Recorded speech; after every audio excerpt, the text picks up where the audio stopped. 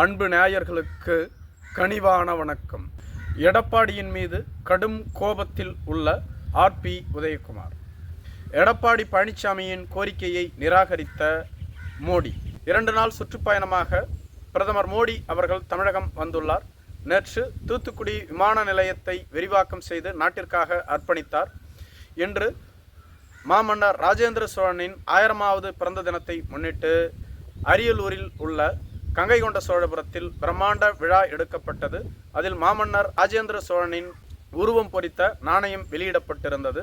முன்னதாக நேற்றிரவு திருச்சியில் தங்கியிருந்த பிரதமரை எடப்பாடி பழனிசாமி சந்தித்து பேசினார் என்று கூறப்பட்டு வருகிறது. ஓபிஎஸ்ஐ அதிமுகவிலிருந்து ஓரம் கட்டுவதற்காக முக்கியமாக எடப்பாடி பழனிசாமி பயன்படுத்தி கொண்டவர் ஆர்பி உதயகுமார். ஆர்பி உதயகுமாரின் மூலமாகத்தான் ஓபிஎஸ்ஐ தொடர்ந்து கட்சியிலிருந்து புறக்கணித்தார்கள்.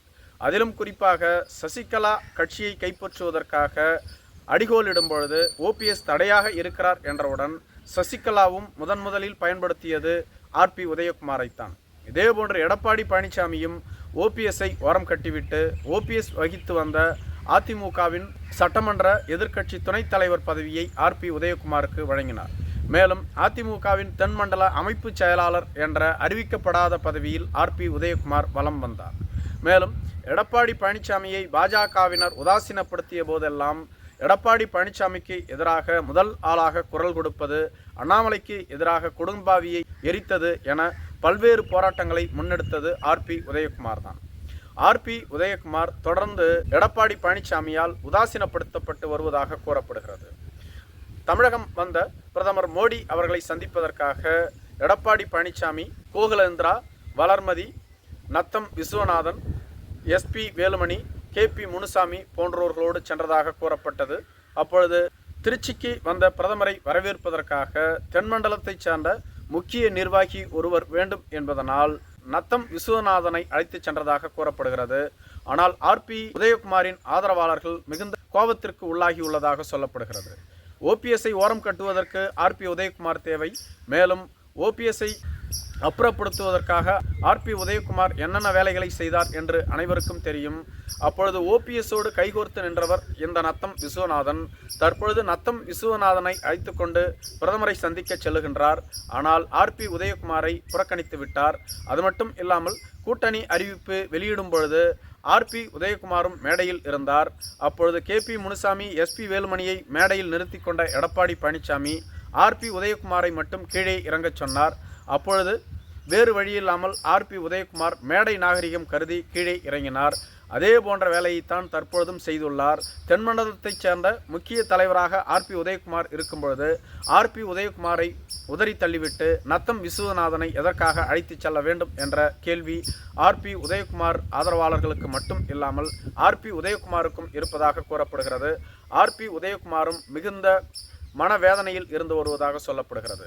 மேலும் வளர்மதி, கோகுலேந்திரா, நத்தம் விஸ்வநாதன் என அனைவரையும் அழைத்து சென்ற எடப்பாடி பழனிசாமி நத்தம் விஸ்வநாதன், கோகுலேந்திரா, வளர்மதி என்ற மூவரையும் ஹோட்டலிலேயே விட்டுவிட்டு பிரதமர் மோடியை சந்திக்க எஸ்பி வேலுமணி, கேபி முனுசாமியோடு சென்றதாக கூறப்படுகிறது.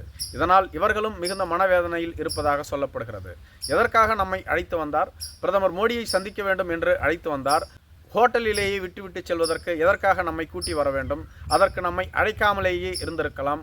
கூட்டி வந்து நம்மை அவமானப்படுத்துவதுதான் இபிஎஸ்ஸின் திட்டமா என இவர்களும் வேதனைப்பட்டுக் கொள்வதாக சொல்லப்படுகிறது.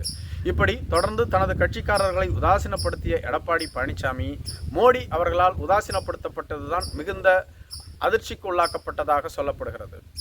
மோடி அவர்கள் திருச்சி விமான நிலையம் வந்தபோது எடப்பாடி பழனிசாமி, எஸ்பி வேலுமணி, கேபி முனுசாமி போன்றவர்கள் அதிமுகவின் சார்பில் வரவேற்பு அளித்தார்கள். அப்பொழுது ஒரு மனுவை எடப்பாடி பழனிசாமி மோடியிடம் வழங்கினார். அந்த மனுவில் விவசாயிகளுக்கான சிவில் ஸ்கோர் திட்டத்தால் விவசாயிகள் பாதிப்படைந்துள்ளார்கள். அது பற்றிய தெளிவான விளக்கத்தை நீங்கள் அளிக்க வேண்டும். மேலும் இந்தியாவில் இராணுவ தளவாடங்கள் உற்பத்தி மையம் உருவாக்கப்பட்டு வருகிறது. தமிழகத்தில் திருச்சி, கோயம்புத்தூர், சேலம், ஓசூர், மதுரை போன்ற மாநகரங்களில் இராணுவ தளவாட மையங்கள் உற்பத்தி சாலையை அமைக்க வேண்டும். மேலும் கோதாவரி காவிரி இணைப்பு திட்டத்தை விரைந்து முடிக்க நடவடிக்கை எடுக்க வேண்டும் என்ற பல்வேறு நலத்திட்டங்கள் அடங்கிய மனுவை பிரதமர் மோடி அவர்களுக்கு அளித்ததாக கூறப்படுகிறது.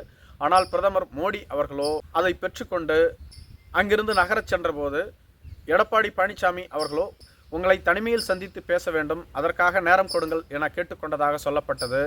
ஆனால் பிரதமர் மோடி அவர்களோ அதற்கு எந்தவிதமான பதிலையும் சொல்லாமல் அங்கிருந்து கடந்து சென்று விட்டதாக கூறப்படுகிறது. தொடர்ந்து எடப்பாடி பழனிசாமி தனது கட்சிக்காரர்களை உதாசீனப்படுத்திவிட்டு மோடியை சந்திக்க ஓடோடி வந்தார். ஆனால் மோடி அவர்களால் எடப்பாடி பழனிசாமி உதாசீனப்படுத்தப்பட்டார் என்று அதிமுகவினருக்கும் வேதனையாக இருந்து வருவதாக கூறப்படுகிறது. நன்றி.